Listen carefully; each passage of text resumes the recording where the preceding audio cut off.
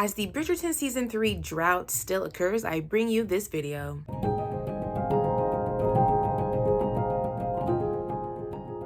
Welcome back to my channel. If you're new here, hello, I'm Melissa. So it has been on my heart and soul.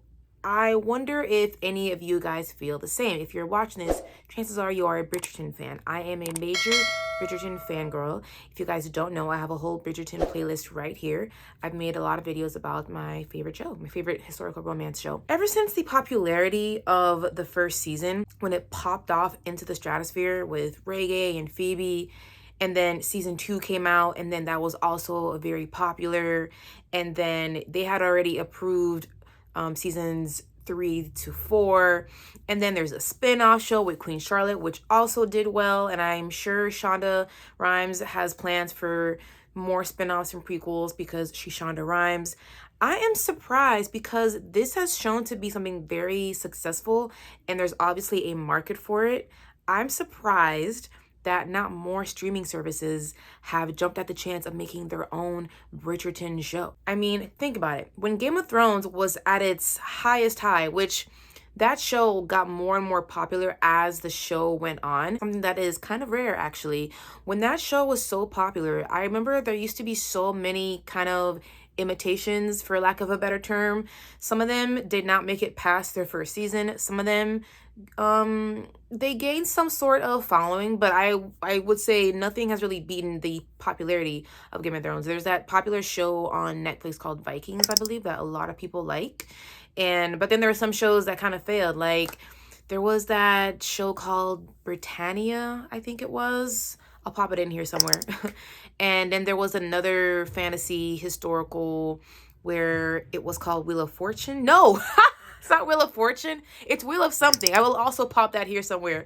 But those shows that show just didn't pop off the way Game of Thrones did. But some of them do. Some of them stick because, you know, certain content will find its audience. But with Bridgerton, every time they come out with a new season or a new spinoff, it becomes popular. People love it. People love to consume the historical romance. So I am surprised that not more streaming services found a way to bring more of the historical romance novels to life. Like, why is there no Hulu Bridgerton? Why is there no Prime Bridgerton? Why is there no HBO Max, now Max Bridgerton? There's just so many historical romance novels by these super beloved historical romance authors out there that these producers and agents and managers in Hollywood are not jumping at the chances of making them. And I don't understand it. I don't get it. And I believe romance novels are actually a billion-dollar industry as well. You have popular historical romance authors like Lisa Kleypas, you have Lorraine Heath, Stacey Reid, and Joana Shupe, my personal favorite, which I will talk about because she has a series that I think would make an amazing and such a dope miniseries on Max. Specifically, I see it on Max, which used to be called HBO, but I probably will forever call it HBO, but you know, video purposes, we'll call it Max. She has her Uptown Girls series, and it is kind of like a romantic, spicy, Gilded Age gangs in New York. Yes, you heard me right. All of the leads, the female leads in that series, are these heiresses who don't care about society. They want to go out there and live their lives, and they each have their own interests. And then all of the heroes of those books are men who were sort of morally gray. They are from the wrong side of the tracks, and they're all self-made men. And so each book is their love story, and one of the main conflicts for each of the love stories is the class difference, which is one of my favorite tropes in historical romances because you have that natural conflict and things that they have to overcome.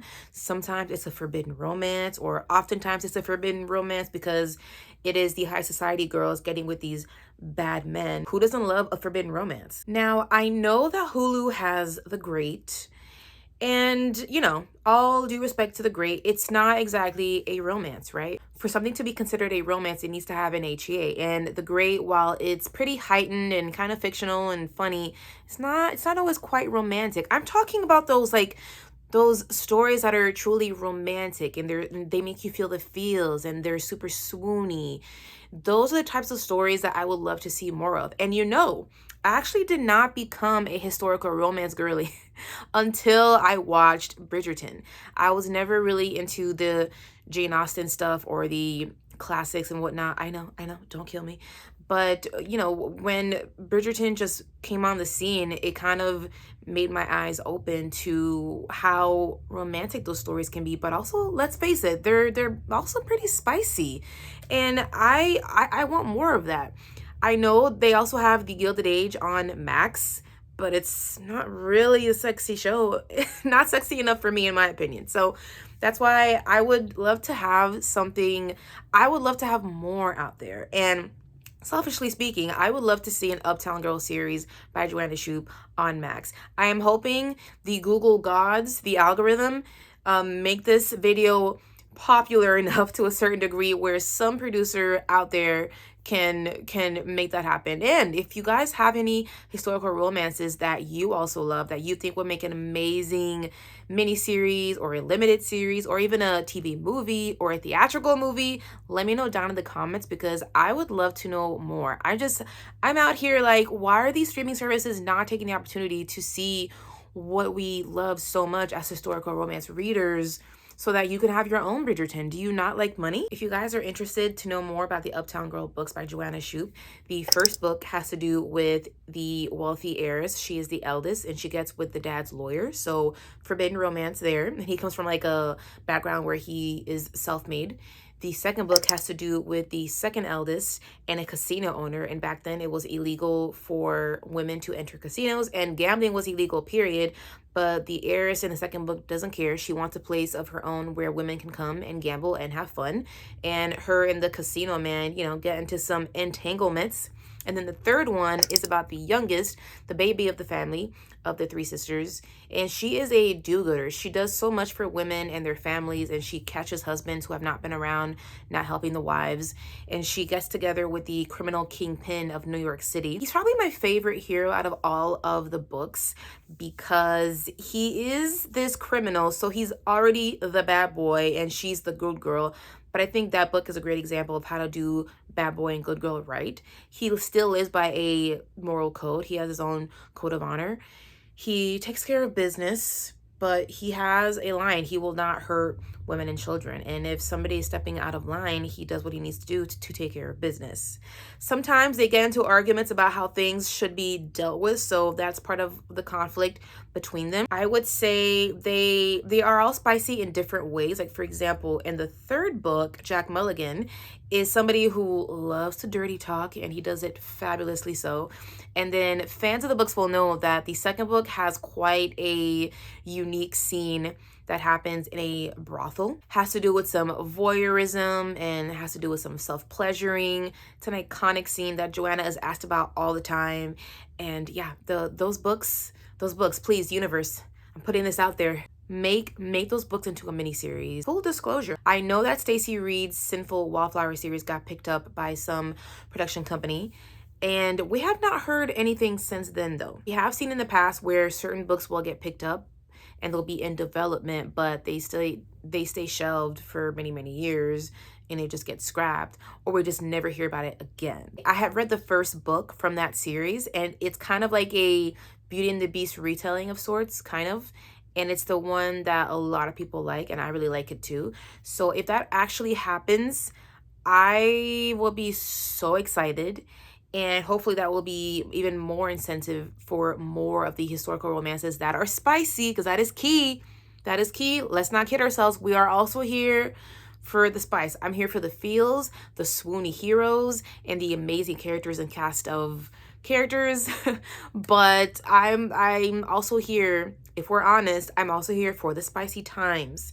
So hopefully that does happen. So yeah, that's something that I really wanted to get off of my chest, because I have been thinking about that for years now. Since Bridgerton premiered back in 2020, I was very surprised that these other companies did not try to make their own Bridgerton happen when there's so many books out there that are just they're just so amazing and just waiting to be brought to life. So hopefully, maybe someday this will happen. Who knows? I feel like it's somehow inevitable. I mean, I don't know if they're waiting for something that is not Bridgerton to come out and then see if that pops off and they can do something and greenlight more.